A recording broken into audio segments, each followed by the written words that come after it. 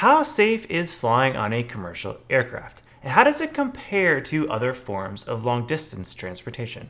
Well, this can be an open book test of sorts, and I'll give you the answer right up front.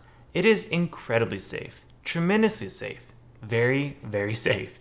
It's about as safe as it gets when it comes to transportation. And just to put things into perspective, there were 523 airline fatalities globally in 2018 in commercial aviation. 523.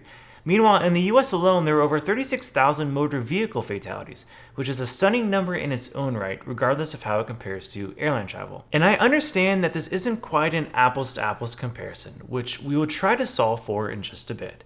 But we're here to talk mainly about airline travel, and the numbers speak for themselves. Flying is safe, very safe. And let's take a closer dig into some of those details.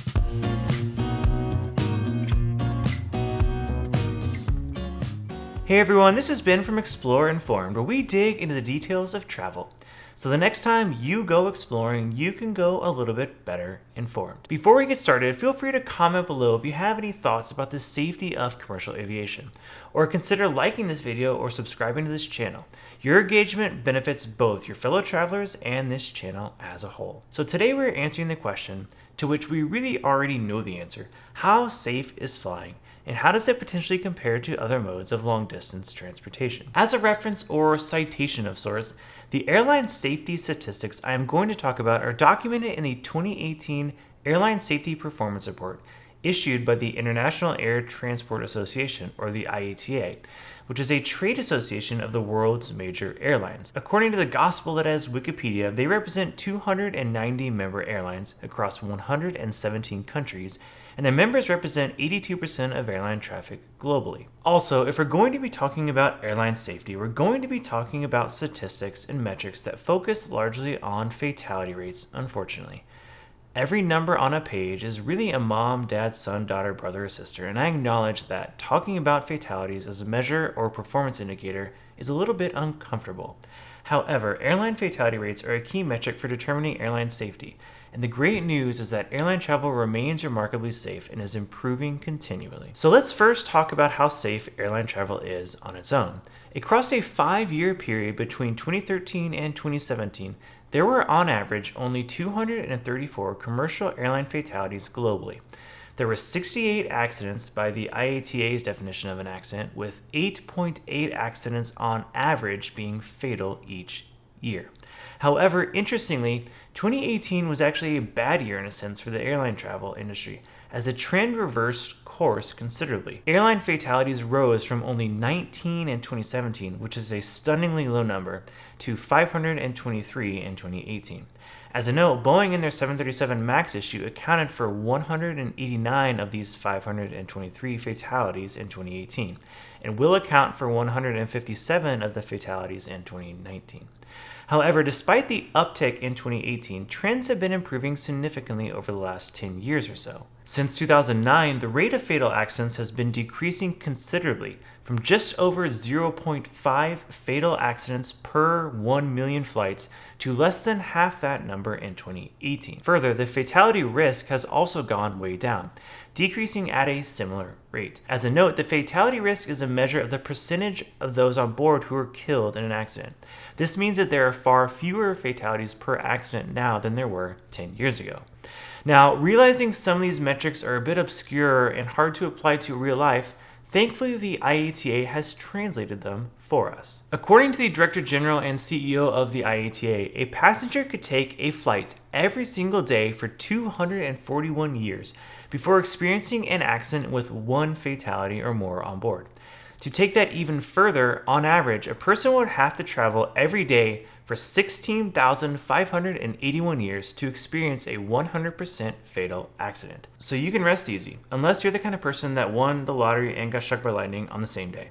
You're not going to die in a plane crash, and there's a mountain of evidence and statistics that say so. Now, that isn't to say that the odds don't change depending on where you are flying. In fact, the rate of accidents does vary considerably by region.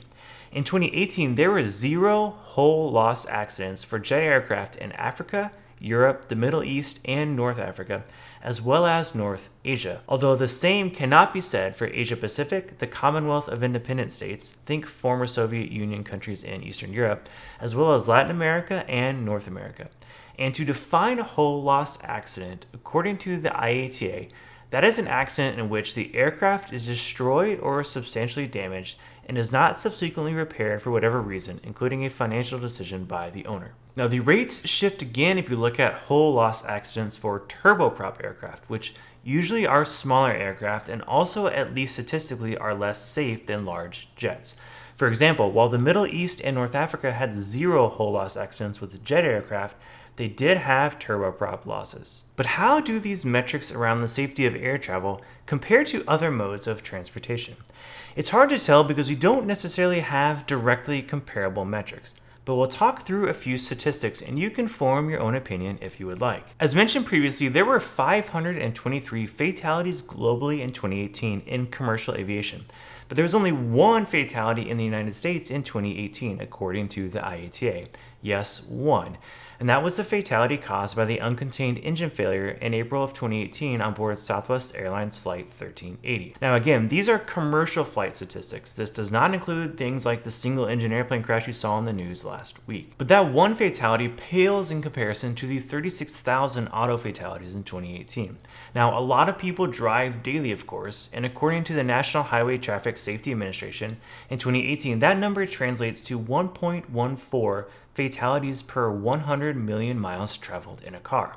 However, a lot of people fly too. That 1 commercial fatality occurred amongst over 10 million commercial flights in 2018 that represent over 1.2 billion seat miles flown. Said another way, airline passengers were flown 1.2 billion miles in total across the US last year with 1 single fatality.